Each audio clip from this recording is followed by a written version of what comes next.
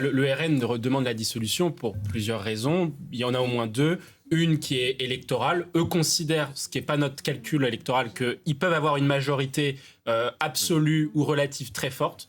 Ce qui n'est pas tout à fait juste quand on regarde d'un point de vue de la carte des circonscriptions. On est en train de préparer un rapport dessus, circonscription par circonscription. Mais eux, en tout cas, considèrent qu'ils se rapprocheraient de la majorité absolue et que donc, forcément, il y aura un gouvernement Bardella plus ou moins soutenu par les Républicains, en tout cas avec une neutralité des Républicains. Et puis le deuxième aussi enjeu pour le Rassemblement national, c'est pour Marine Le Pen personnellement, c'est de se porter candidate en tant que députée et tester sa candidature par le cadre d'une procédure de question prioritaire de constitutionnalité pour voir si elle est réellement si elle serait véritablement empêchée d'être candidate pour l'élection présidentielle de 2027. Ouais. Donc il y a un point qui est collectif et personnel au sein du Rassemblement national, mais effectivement, je suis d'accord avec ce qui vient d'être dit. Aujourd'hui, aucun des partis politiques, à l'exception du RN du coup, et peut-être de LFI, quoique, n'a intérêt à la dissolution. C'est pour ça d'ailleurs que le Premier ministre et le Président de la République parlent de majorité absolue pour ne pas censurer, de majorité absolue contre la dissolution. C'est ça aujourd'hui l'enjeu. Et il y a un deuxième point après, c'est que est-ce qu'il y a une majorité ensuite après dans l'hémicycle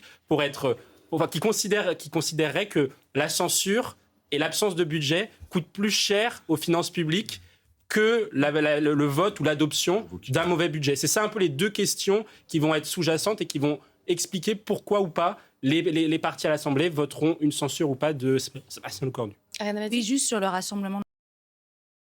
Était angoissante aussi d'une certaine manière, Mathieu Hoc. Je pense que le président de la République et Sébastien Lecornu ont compris aussi une chose, c'est que le Rassemblement national et la gauche sont en train de se battre pour incarner le rejet au macronisme. Ouais. Parce qu'en fait, quand vous regardez les enquêtes d'opinion, le président de la République est tombé à un niveau d'impopularité qui est l'un des plus bas sous la Ve République. Il est à 14% d'opinion favorable, ce qui est quand même très très faible. Ouais. À l'exception de François Hollande à la fin de son quinquennat, il n'y avait jamais eu un président aussi impopulaire. Et donc, le rejet du macronisme, les oppositions savent que c'est un puissant facteur de vote. C'est d'ailleurs ce qui a permis aussi au Rassemblement national d'incarner aux européennes de 2024 puis aux législatives, justement, de passer de 25% à aujourd'hui 30%, parce qu'il y a ce rejet du macronisme. Mais ce qui est une force électorale, c'est-à-dire pour la gauche comme pour le Rassemblement national, c'est-à-dire capitaliser sur le rejet du macronisme, peut être aussi une faiblesse pour négocier, parce qu'on voit bien aujourd'hui, comme vous l'avez très bien dit Yael, il n'y a pas de majorité pour voter les mesures différentes ou les propositions et du Rassemblement national et de la gauche, puisque par exemple sur la taxe Zuckman, le RN et la gauche ne sont pas d'accord, puisque le RN ne veut pas donner une victoire symbolique justement parce qu'ils se battent justement pour incarner la même chose. Jean-Christophe Rolland. Oui, alors je suis assez d'accord. C'est censure, on attend la présidentielle.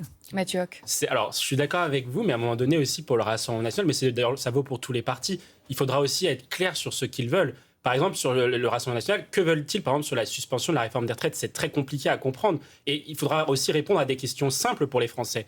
Est-ce qu'avec Jordan Bardella et Marine Le Pen, on travaille plus longtemps, autant que maintenant, ou moins longtemps? Ouais. C'est pas tout à fait clair, en fait. C'est pareil pour d'autres partis. On n'a pas dit que c'était clair du tout. Bien sûr. Que, oui, la stratégie, je serais d'accord avec exactement. Ils font un pas de côté. Je suis d'accord sans avec régler leurs incohérences internes. De la même façon, sur les impôts, il y aura ou les impôts ou sur les dépenses publiques. Ouais. Est-ce qu'avec le Rassemblement national, avec Marine Le Pen et Jordan Bardella, est-ce que l'on impose plus, autant ou moins, ou est-ce que l'État dépense plus, autant ou moins? Alors, c'est pas tout à fait clair en fait aujourd'hui. On continue d'en parler si vous le voulez bien, mais pour l'heure 11h30, c'est l'essentiel de l'actu. À un moment donné aussi pour le Rassemblement national, mais d'ailleurs ça vaut pour tous les partis, il faudra aussi être clair sur ce qu'ils veulent. Par exemple, sur le Rassemblement national, que veulent-ils, par exemple, sur la suspension de la réforme des retraites? C'est très compliqué à comprendre. Et il faudra aussi répondre à des questions simples pour les Français.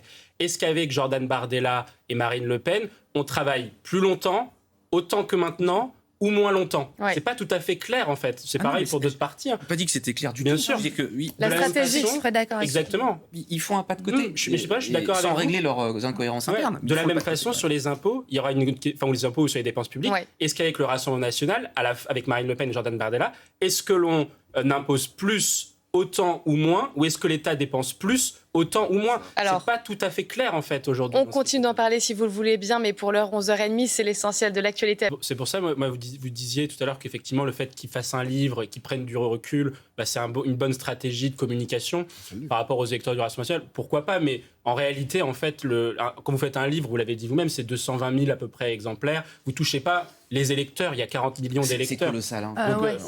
Non, mais vous êtes sur, vous adressez finalement au milieu politique ou à une base assez resserrés, qui sont déjà très politisés, très engagés. Peu de Français qui ne sont pas intéressés par la politique achètent un livre politique, que ce soit lui de Jordan Bardella ou il d'une faut personnalité se de rendre gauche compte de l'écart. ou du centre. Attendez, Non, mais François Hollande, il fait 8000 exemplaires, son dernier livre. Oui, Elisabeth Borne, 5000. Je suis d'accord avec vous, mais c'est Philippe pas de ça Villiers, qui va faire 250 000. augmenter. Non, mais en termes de... 220 000.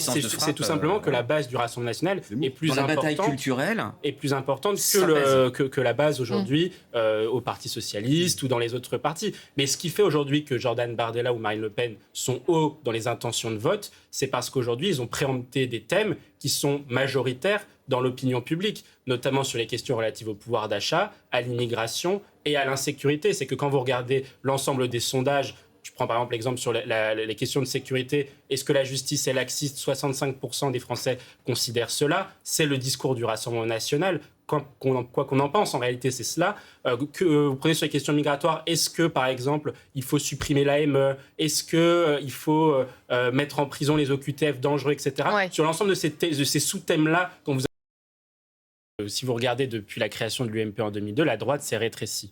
La droite s'est marquée par, historiquement, deux choses. Un, c'est un parti de gouvernement qui a une vocation majoritaire, c'est-à-dire que l'objectif de la droite, c'est d'arriver au pouvoir, comme le Parti socialiste, avec une majorité. Parfois avec des alliés, donc pour le PS, les Verts, pour à l'époque du RPR, l'UDF, etc. Ouais. Donc ça, c'est le premier totem. Le deuxième totem qui est intéressant, c'est que depuis l'UMP, la droite de gouvernement a organisé le pluralisme des idées politiques, donc les trois droites que vous parlez, trois droites de René Raymond, en interne au parti. Or, aujourd'hui, ce qui est marquant, depuis François Fillon, le pluralisme à droite s'exerce à l'extérieur du parti de droite de gouvernement, puisque vous avez aujourd'hui Reconquête pour incarner la droite, on va dire, traditionnelle. Vous avez les macronistes, Horizon peut-être pour incarner la droite orléaniste libérale bourgeoise, et puis vous avez ce qui reste après chez LR. Et donc c'est pour ça aujourd'hui que à droite il y a deux options. Soit vous créez aujourd'hui, vous cherchez à reconquérir les électeurs qui sont du coup partis donc depuis 2017 au RN et chez les macronistes, en essayant de refaire de LR un grand parti qui organise le pluralisme en interne, très compliqué. Soit vous considérez que vous avez besoin de passer par une alliance, et la question ensuite se pose, avec quels alliés? Horizon, Reconquête, etc. Mais aujourd'hui, c'est ça